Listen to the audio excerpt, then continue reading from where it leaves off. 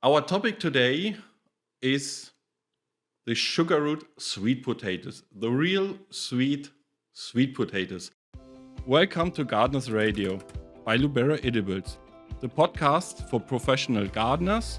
We are talking about edible plants. My name is Frederik Vollert, and at Lubera-Edibles I am responsible for the product development. My guest today is Markus Kobelt, co-founder of Lubera-Edibles and also founder of Lubera. So, hello Markus. Your breeding programs are such wide. Why now also sweet potatoes? You have to be grounded. No. Some years ago we decided that systematically we want to go vegetables. Some potato people would say these are not vegetables, but for us they are. And then in the vegetables, of course, we are not doing everything. So we are concentrating on root crops like potatoes, sweet potatoes, yacon, oca, whatever. So, but for the moment, So really, every kind makes tubes. yes. But especially for the moment in potatoes and sweet potatoes, for the home garden market, yeah. And we are also doing some from fruit vegetables like tomatoes. And so this is a strategic way our love of plants goes through the stomach.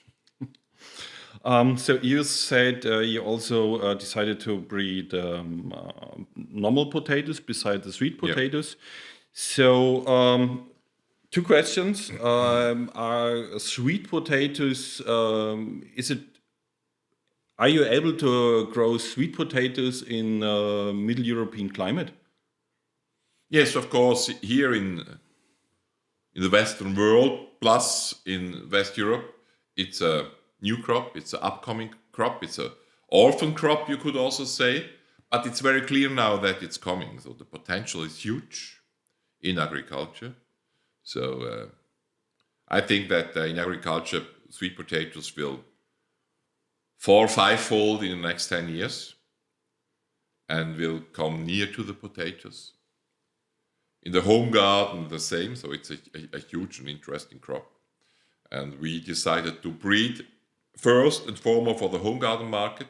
So if we find interesting products, especially with agronomic values like big crop, we will also look at the professional market, but that's only a secondary step for us. And we will do it not ourselves, but through partners and licensees. So we are concentrating on the home garden market, and for that, it's fantastic.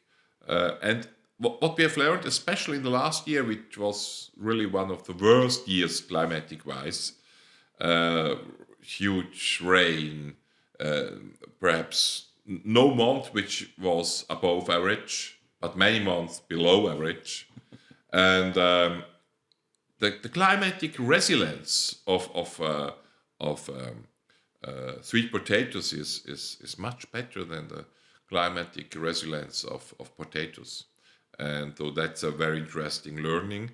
It was and is a subtropical and tropical crop, but in our climate from March till September.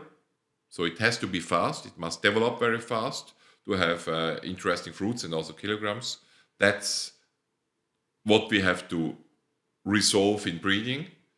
But climate-wise, in these months, it's fantastic to grow here, and also in gardens. And is there a difference in the breeding program between potatoes and sweet potatoes? So in the common name, it's both potatoes, but is it the same in breeding, or is there a difference, or is there a big difference? Yes, in potatoes, perhaps because it was cultivated here in Western Europe for now 500 years, we have to concentrate, and because pests and diseases have developed in this time, and they have specialized on potatoes, so resistance breeding, especially for early and light blade is very important, especially for the home garden market, and is one of our most important goals in potato breedings. This, for the moment, is not the most important goal in sweet potato breedings because there are not many enemies for the moment known. Because it's an orphan, it's a new upcoming crop, it has almost no enemies, for at least at the moment. And especially not in the garden, not if you don't have a monoculture. And so it's very different. In potato breeding, we have to concentrate on decent quality plus resistance, plus resistance, plus resistance. And here in sweet potatoes, we can concentrate on quality, and differentiation. So there are different types of sweet potatoes. So that's the difference in breeding. And in sweet potatoes, you have an empty field. So you have, of course, we are testing currently and using as mother plants about 40 varieties. On the market, perhaps 10 to 20 varieties. But in the potatoes, you have thousands of varieties. So we are in an empty field as breeders in sweet potatoes, and we are in a full grown out field in the normal potatoes. Mm-hmm. And now you in spring 2022 you will release the first variety program. So the first it called the Sugaroot series, Sugaroot sweet potatoes. So what is the difference between the Sugaroot sweet potatoes and the common varieties? It's I think when you are eating them, and you have eaten them, you can later tell, the difference is very clear. As an assortment, and of course, these differences are better in 3 of the 5 varieties, or of the 4 varieties, but it's very clear. So we want to have sweet potatoes in our assortment of Sugaroots. That's the name, Sugaroots, sweet roots.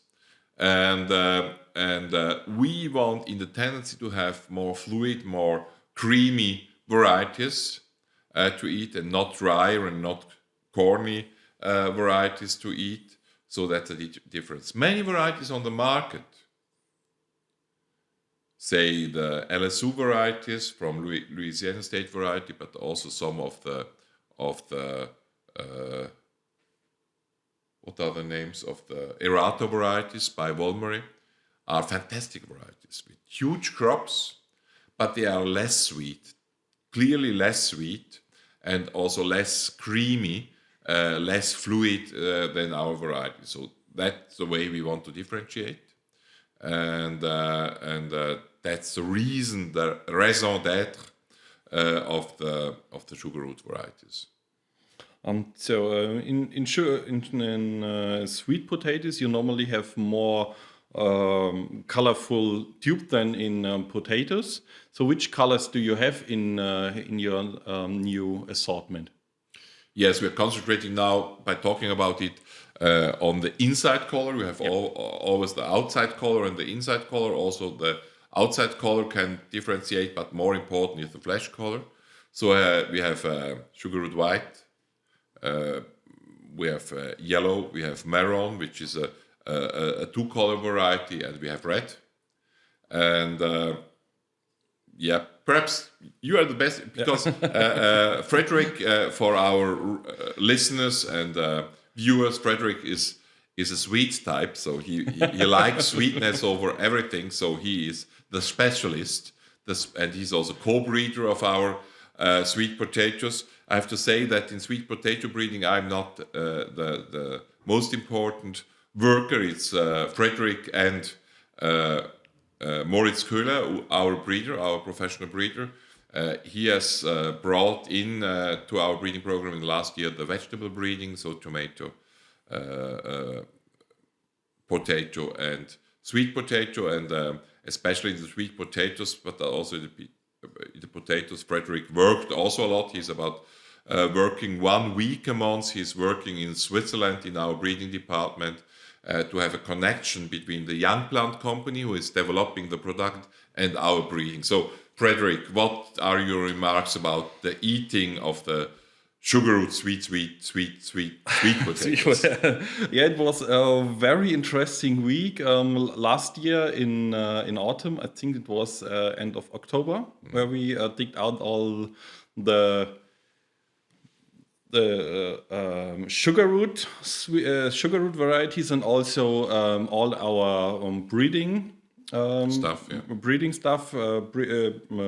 seedlings, and also all the comparable varieties. So on 2 days we had tasted, I think, about 30 varieties and seedling numbers, and also the Sugaroot series. So we will start with the Sugaroot, with a Sugaroot white. It's a very the flesh color of the tubes are it's a creamy bright white, and it's also when it's cooked, it has a very creamy melting texture. So it's I like it, and it's also the sweetest ones of all our varieties. Then we have Sugaroot yellow. It's not that bright yellow as is shown from a lemon. So it's more a creamy yellow color, and it's also a true Sugaroot, but it's not that sweet as Sugaroot white, and it's not that creamy melting texture. It's a little bit more firm, but not unlikely. So it's a very good, maybe for processing into chips or fries. So that will be a good. Then we have a Sugaroot chestnut. Sugaroot chestnut has also a ground color of a creamy yellow, but it's marbled with a little kind of orange. So it's a two-colored it's a two-colored variety in the flesh, and it's also very sweet and has also a creamy melting texture. And when you eat it, you have some kind of a chestnut taste. So it's very interesting. And then the fourth variety is Sugaroot purple.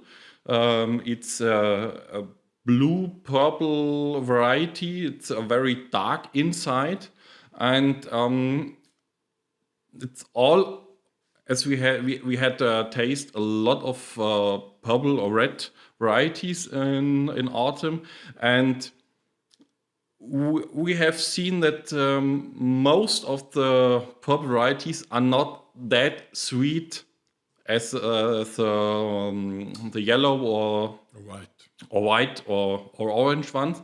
But Sugaroot purple is also sweeter than other purple varieties, and it has a more a deeper taste. It's not clear sweet, so it's kind of the anthocyanins in the flesh that is brings another taste, a spicier taste. So it's also very good for eating.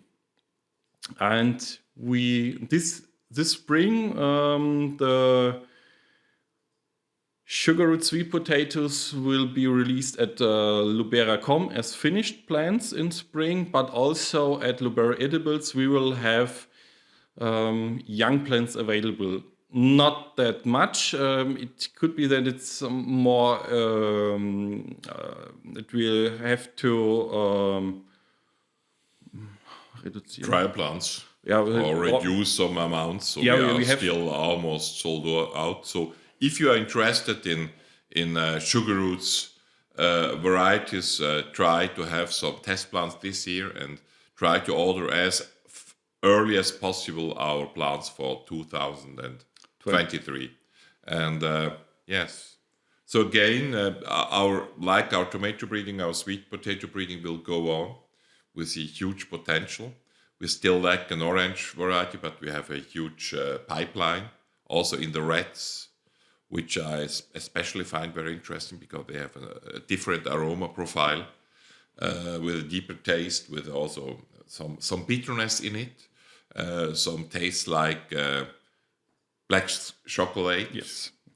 brown chocolate. So it's really fantastic to breed there, and we will go forward to fill the gaps in our. But not only to breed it, so also to taste it. Yes, we want to have fun in our work, and so that's really interesting. What we haven't done in the last year, but perhaps we shouldn't say on our podcast enough, is really to try the leaves and to try spinach or vegetable to make out of the leaves.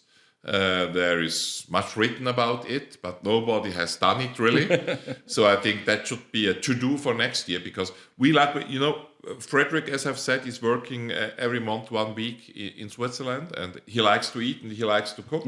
So we will, for sure next year or this year, we will do some tasting of the leaves as a spinach, as a sweet potato spinach, and I'm sure that we will find better and less good varieties there too. We have also a pipeline in ornamental and eating varieties, the combination of both.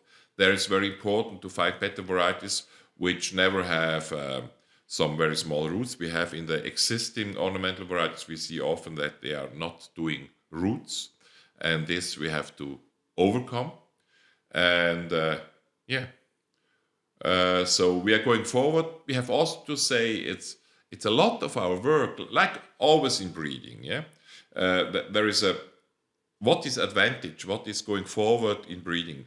That's to being a dwarf on the shoulder of giants. So we are the dwarfs. Yeah, perhaps Frederik is a little bit too big for it. And the giants are the people who have started this. So also, like in other crops, like in apples, we are on the shoulders on the older ones. In sweet potatoes in the Western world, especially of the Louisiana State University, who started the Western potato breeding for the Western world, and it's rather southern in Louisiana, and so it's a good work that we can, on their shoulders, we can go on and try to develop varieties from here in Middle Europe, for here in Middle Europe, and also varieties which are not only stomach-filling side dishes, but who are culinary very interesting vegetables. That's our vision of the sweet potatoes. Yeah, thank you, Markus. Thank you for your insight views of sweet potato breeding. Yeah, we are at the end of this episode. I hope you liked it. If you have any questions or comments, you can just email me direct under frederik.vollert@lubera-edibles.com, and we will see us at our next episode about wild fruit breeding. So thank you for listening and also for viewing. Thanks for hearing Gardeners Radio by Lubera-Edibles. You find us on every platform for podcasts, Spotify, Apple, and of course on our website www.lubera-edibles.com. Go on gardening.